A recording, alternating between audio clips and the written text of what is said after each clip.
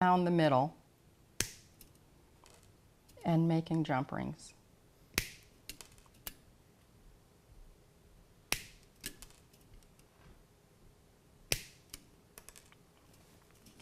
Now, in order for jump rings to fit nicely together, both sides have to be flush cut very smoothly so that you can't see the join. So when you're making jump rings in this sort of hasty way, you need to go back in and make sure that both sides are flush cut so that they meet up and join nice and cleanly.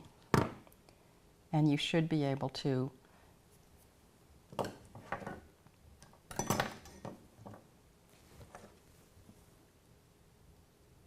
shut this jump ring and use it just as you would a purchased jump ring.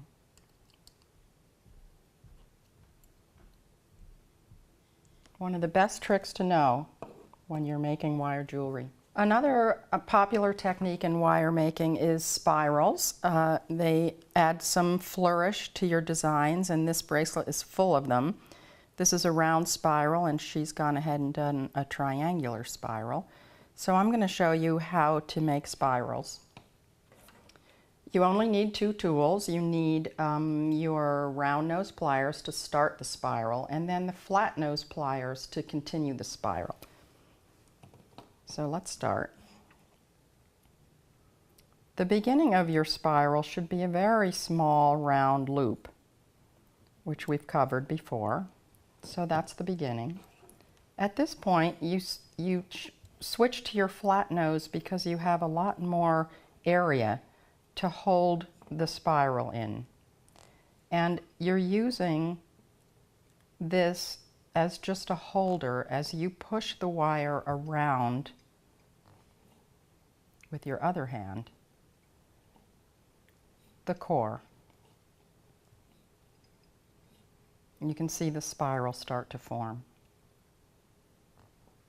Be careful not to have a death grip on your pliers because you can mar your wire when you're doing this. It just needs to be held firmly enough so that it's not slipping around inside the pliers. And you can make your spiral as big or as small as you want. You can make it more open like she did on the bracelet just by not pulling it so close.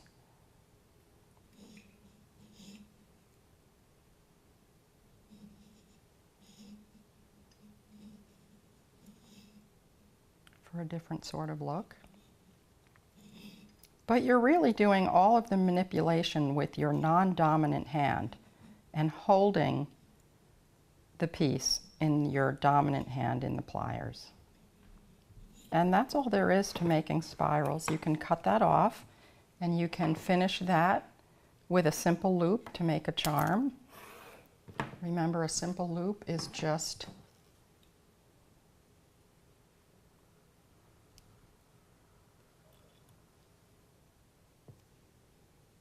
and that makes your charm. Let's move on to some classic hooks and links in wire work. These appear in many designs. There's a nice little hook on this piece,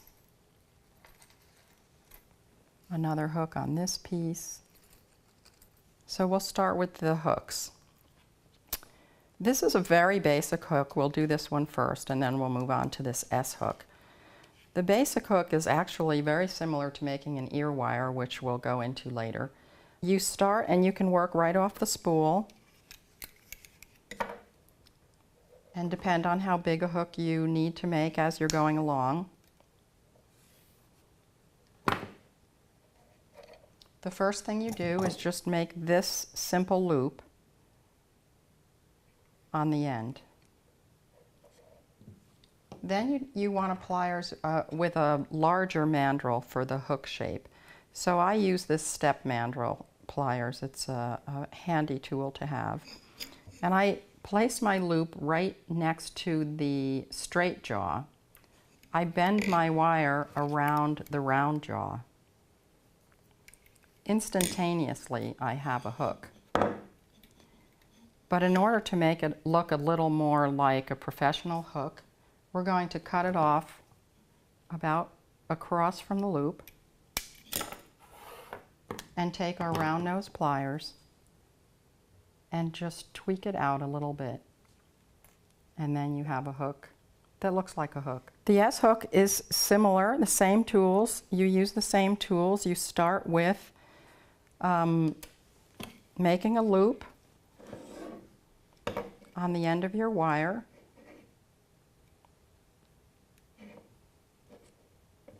And then you want to place it right against the jaw of the pliers again and make your first bend for the S.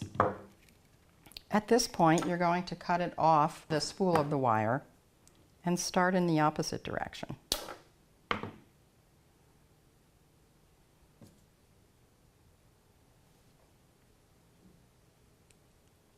Make your little loop. Place it in the jaw of this plier and bend it around.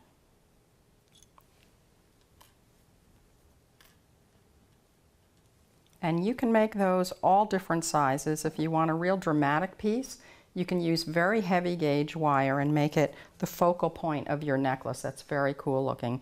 And if you're working in a small gauge and you find it's kind of soft, we can work harden it. Remember, manipulating wire hardens it. So if you just take this on your bench block and hammer the curves, that makes it much stronger.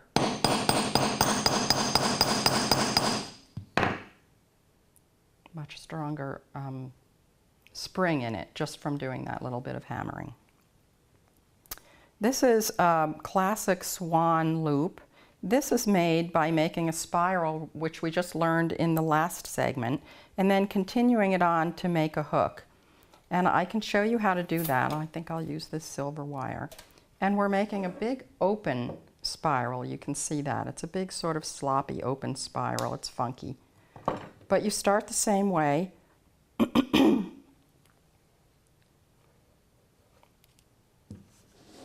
With a loop. And then in my flat nose pliers, I'm just going to spiral this around in a big open spiral. Again, you can decide how big you need your clasp to be. And when you've got the base part of it the size you'd like, you can cut this off of the spool and use anything large and round, I'm using my hammer, to make the hook, because this is an oversized clasp.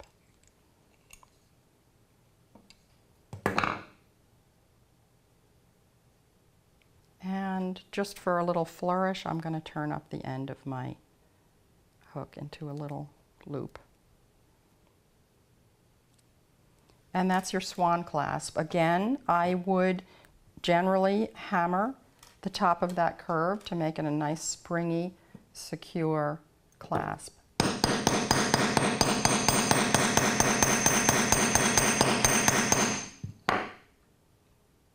And you only need to do the curve. So that's the swan clasp. And using just about the same basic techniques of all of these hooks and loops, you can make a nice connector for a necklace or a bracelet, a connector between beaded beads or beads on eye pins or head pins. And all you do to do that, this is the simplest of all, is you take your step plier and you make one complete loop in one direction.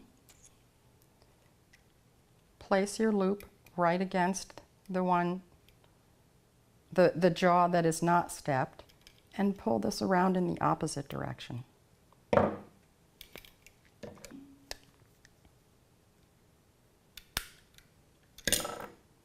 And you have a nice figure 8 link to add to your bracelets and necklaces. Along the same vein as making a hook is making an ear wire, and it's one of the best things to know how to do because you can whip these up in less than a minute and have an endless supply of ear wires while you're making your jewelry. And this is all there is to it. Again, I'm working off the spool, and I start with a round nose plier, and I'm making the loop on which you will dangle your head pin with your beads.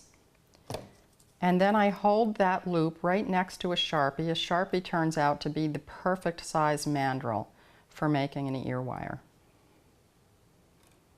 And it's basically done. And you decide on the length of the ear wire.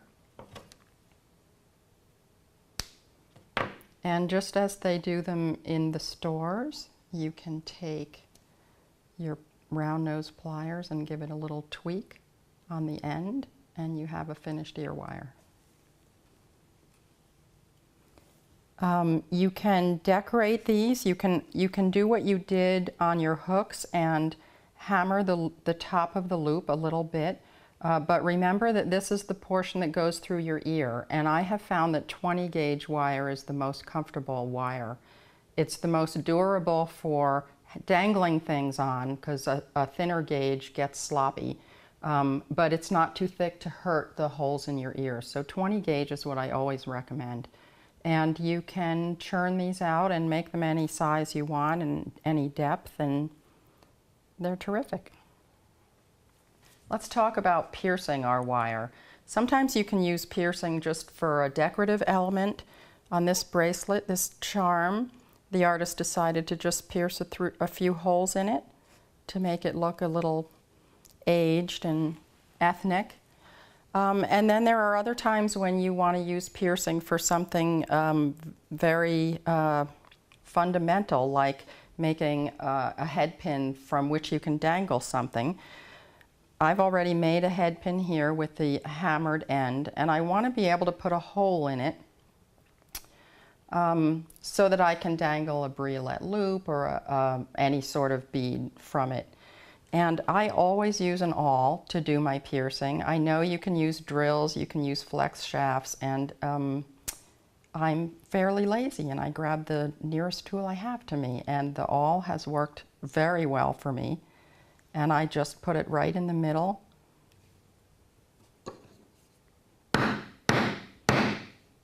Give it a good few whacks. And I've pierced the hole, but I need to clean it up a little.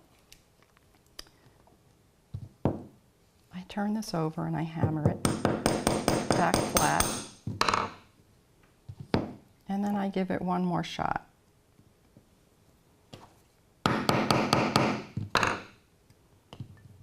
And now I have a very cool head pin. The bead that I string on here will stop around here, and I can dangle some other decorative element right from this hole. Let's talk about some decorative texturizing of our elements. On this bracelet, she's done a few where she's decided to make a few flat charms and decorated them with first the piercing that we talked about, and then just some dots to make some interest. And there are all kinds of tools, we went over these in the beginning, that you can add texture to your metal with. Special hammers made especially for texturing metal in all different ways. You can use your awl just to partially punch a hole. And on this little charm, I just made a triangle out of this aluminum wire. And aluminum wire is very soft, so it takes to texture very well. And I'm using this hammer. And you can see I've started, and all I do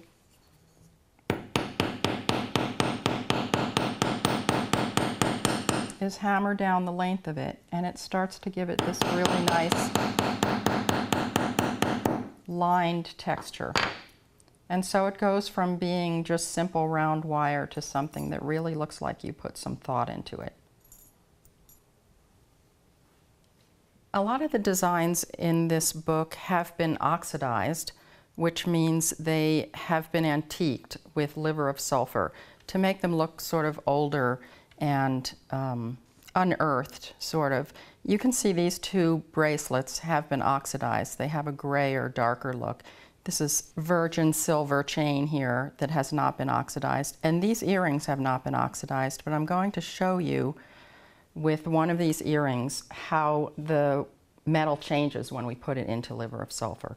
So this is how liver of sulfur comes in little chunks in a can like this, and you work with it in very hot water, and you don't need a lot. One little chunk is usually enough to do quite a number of pieces of oxidizing.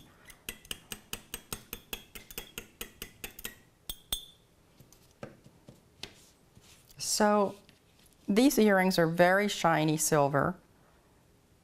I think you can't really see what's going on down this link, but watch what happens when I oxidize it.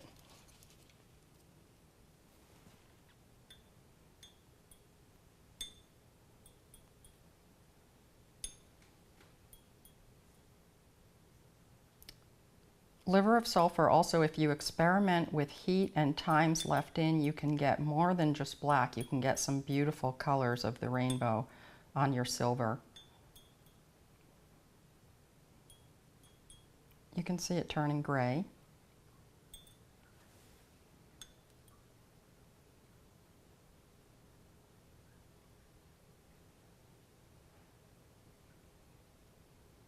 When you have it as dark as you want it, rinse the piece and dry, because in order to really get the highs and lows of this darkened metal, you need to polish it. And I like using Pro Polish cloths. That's what this is. And your piece has to be dry to use Pro Polish, or it gets very sticky and messy. So if you can see, this blackened metal once looked like that bright shiny, and I'm just going to run this Pro Polish cloth over it.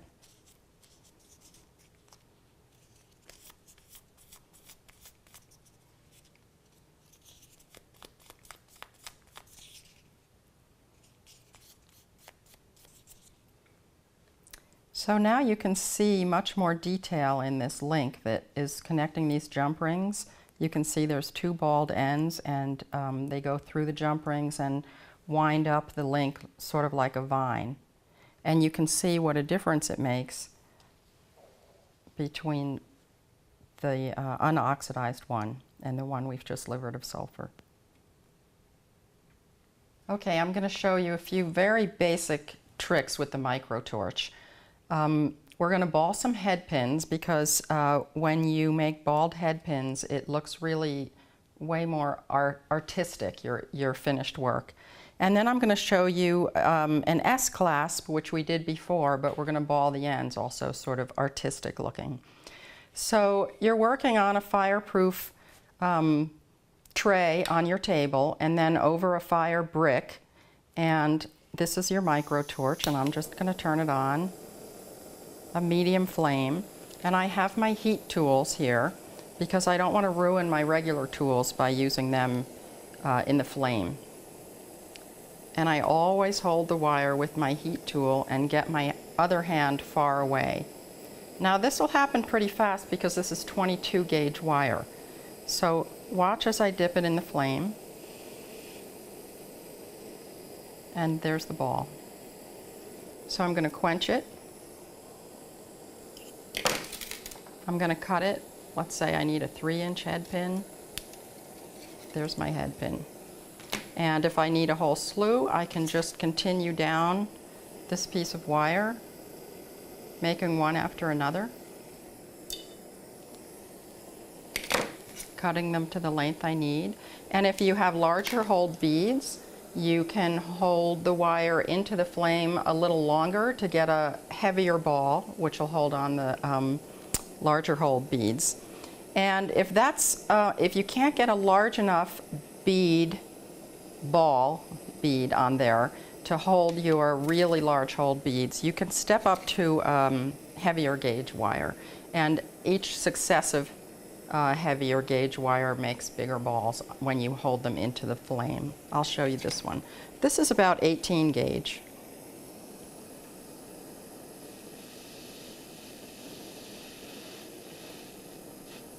See, a much more substantial ball. Now I'm going to make this into a cute little S-clasp. I'm going to cut this to about 3 inches.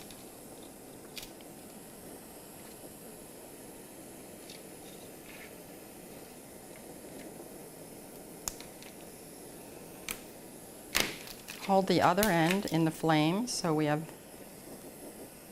a matching set. Quench it.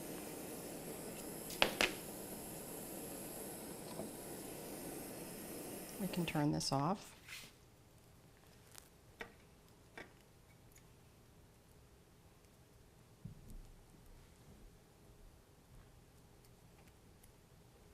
Just like we did the one with the little loops on the end, only this time we're using a double balled end head pin. And there's your S clasp. And to make this really sturdier, because anytime you heat wire, it gets softer again. That's the annealing process. We want to put this on our bench block and hammer the curves and make them much strong again. And those are the two simplest things you can do in your micro torch.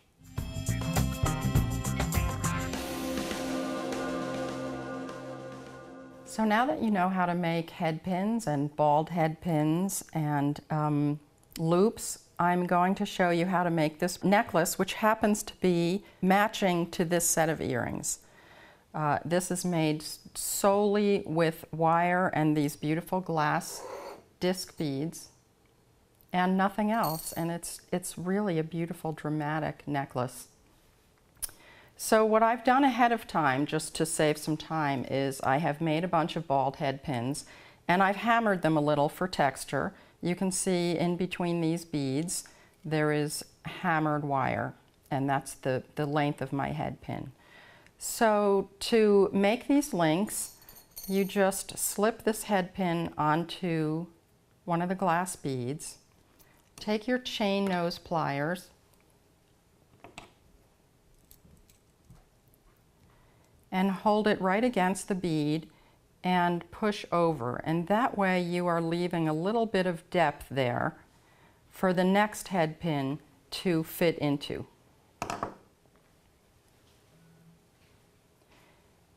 At the end of this wire, I'm going to make a simple loop.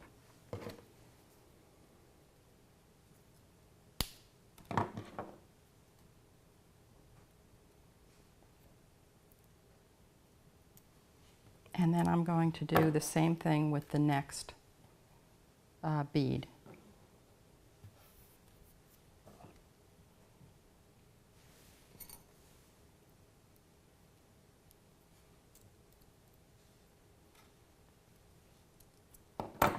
Now this loop that you just made on the last one slips onto this head pin and sits on that nice 90-degree bend that you made. So make sure you put it on in the right direction so that all the beads face front like that. And you continue to do that all the way around the necklace.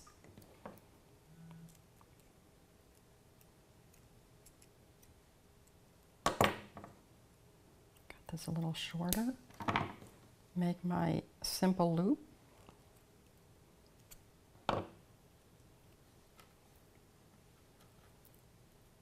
And I need to make my simple loop on this one.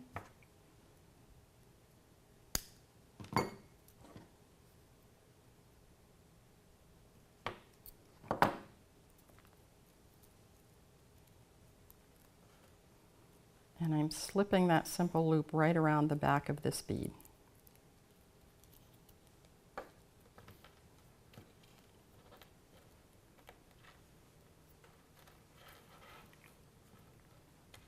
So you're going to continue to do that all the way around. On the very last one, you're still using a beaded head pin, and you're putting it behind the last bead.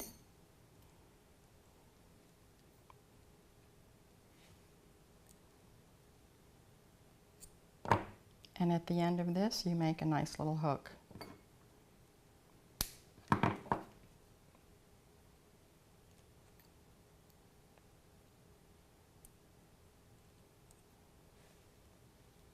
And that becomes the end of your necklace. And that's all there is to that design. So now you know how to do everything you need to make this beautiful necklace and these beautiful pieces and all the beautiful projects in this book. So go create.